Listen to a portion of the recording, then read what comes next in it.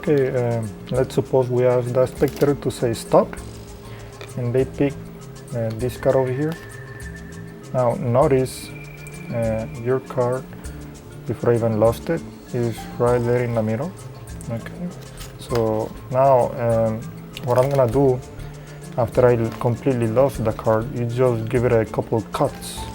Okay, so hopefully it's not at the bottom and it's not on top. Now what I'm gonna do now actually is just a chaos shuffle. I'm gonna mix cards face up and face down, making a complete mess. Okay, so from this side over here you can see all cards are face up, and from the other side all cards are face down. Okay, and very slowly, not doing any funny moves, you can see in the middle, facing the opposite direction, the bottom, and the top.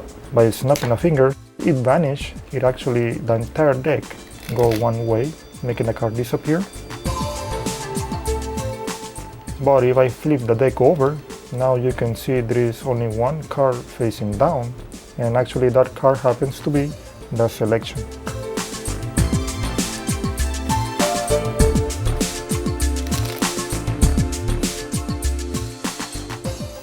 Okay, so let me go straight to the setup.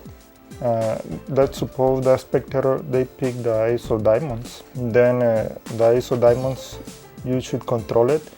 Third from the bottom, face up and in different card, and the last card in different card face down. Then I'm gonna teach you 3 different ways you can accomplish this setup. I'm gonna start obviously explaining the way I did it in the performance. What I did is controlling the selection all the way at the bottom, which I use this method. To find this method with a little bit more of a explanation, just go to this video footnote, and I'm gonna start posting the links in the same sequence. Now, once you already have the selection all the way at the bottom, I buckle in the front. You see I just buckle a little bit, but in the back, without even looking, you can feel you're actually taking the 2 bottom cards. Okay. Then what I did, I flip over this way the 2 cards at the bottom, which at this point I have the ace of diamonds. And to do this spinning without the audience even looking, this is gonna be the second link. I'm gonna put in the video footnote as well, because I already have a tutorial, a great detailed tutorial to flip over any quantity. And then I did a double undercut, taking the top card all the way at the bottom. Notice I have the thumb break. I'm exaggerating, so the top card is already all the way at the bottom, and I already accomplished the setup using this method.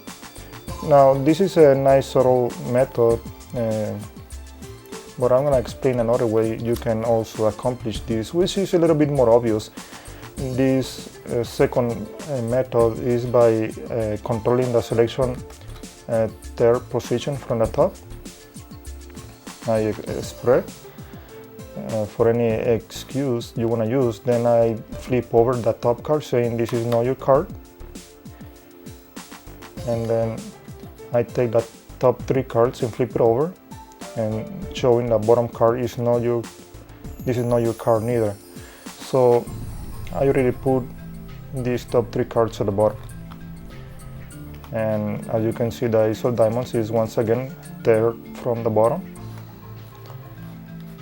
And the third way is also by controlling the selection third from the top. Flip over the top card, showing this is not the selection, and flipping over, pull it out. You can see over here, and obviously you're supposed to be more careful about it.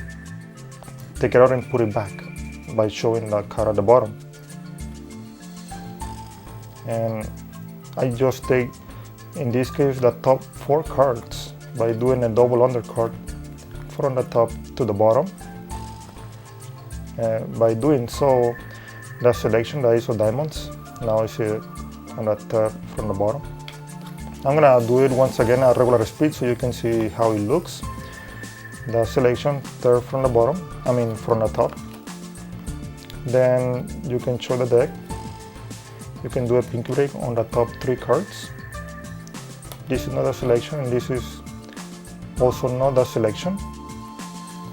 Flip it over, and that's the setup. And the other one, one last time. Pinky break on the top 3. This is not a selection, be careful, they have to be completely square. Now the bottom. Then take the top 4 cards. By doing a double undercut, I already moved the top 4 cards to the bottom. Once you already have this set up, anyway, what I did is also a buckle on that 2 cards from the bottom, because I need to get a pinky break on the 2 bottom cards.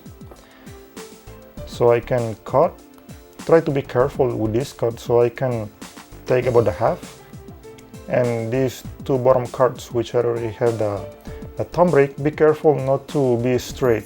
Always when you have a thumb break, it's also much better to be a little bit in angle so they don't see too much this discrepancy over here. And I'm gonna drop this thumb break right over this top half. What I'm gonna do next, I'm gonna spin, but by doing this spin, probably this is gonna look a little bit more obvious because this is face down and this is also face down. So what I did, I spin it, or I swing it a little bit more under cover. But as you can see, just watch the performance, you see the way I swing it. Anyway, both hands are spinning 180 degrees, but with an excessive swing, don't immediately expose it, then you can show it. So this is the selection, okay, right here. Notice by doing this shuffle, notice the selection remain outside after the shuffle, and the one was right above also must remain outside the shuffle. The selection and the one in the indifferent one, it was right next to it. They both have to be outside. When you finish, putting these cards together, you start showing the opposite half from the selection. This is the selection, you start showing the opposite one, the half. They all face up. The only issue is you have face up over here and face up over here. Well, only this card at the bottom, the other ones are face down. So therefore you cannot start showing the card at the bottom like that, because you can expose the card, the first one. So when you start doing this riffle, just start from the half to the top, and when you spin, make sure you have a tight grip. You tighten it up really well and show this other half, okay? But what I'm trying to do is do a little bit more of a swinging, from here to here, so they don't really follow too much the pattern of which ones are face up, which ones are face down. And after showing the cards face up, I'm showing now the cards face down. Then at this point, this is the setup. I have the selection all the way at the bottom, and then the one was next to the selection. And I put them carefully inside. Then what I need to do is just get rid of this card. I'm gonna show you the way I did it in the performance once again in that same sequence, and then another practical way you can do it in case you have more people surrounding. Now this is another color change. I already have a tutorial for this one too as well, which I'm not gonna get into a lot of details. Now this is what I did all the way around, you see. Now this is a really practical, nice looking change or vanish. but depending how many people you have surrounding. Anyway, this is the way I did it in a performance. Please go to this video footnote to learn this move if you want. Now I have the selection over here, then I can spread, showing there is no mixed up cards face up and face down anymore. Then I get a pinky break somewhere in the middle, so I can do the half pass or turnover pass. Okay, so I move the selection at the middle of the deck. It was normal, it wasn't any turnover card when the deck was face down, but now that is face up, the selection appear, you know, in the middle. And that's the ace of diamonds. Now let me go back to steps and let me see if I can find well, it doesn't matter, the indifferent card can be any card.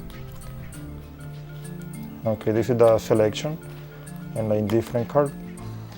Now the way you can do this, a little bit more practical, but maybe not as nice looking. You can show cards and they're all mixed up, apparently, but the audience don't know that. The excuse I'm doing that is because I'm gonna flip over this top half.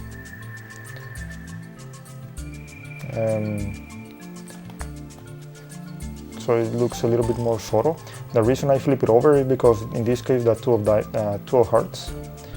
I'm gonna put it at the right direction of the other half, and then flip it, spin it over in the whole deck, and this is the final situation. Then I'm gonna keep showing there is face up cards, face down cards, and back to back. I'm gonna spin this top half once again. You can be a little bit more subtle, so I can put that selection facing the opposite way. Let me do it at regular speed. Need different card, and that selection all the way at the bottom. Okay, so you can show there is all mixed up. Okay, you go back to normal and spin it over. You can see there is face up cards, face down cards, even cards that are back to back. And by snapping the fingers, you can see there is only one card, which is the selection, the opposite way. Now that's it. That's pretty much it for the whole setup you need to accomplish, which is keeping the selection third from the bottom.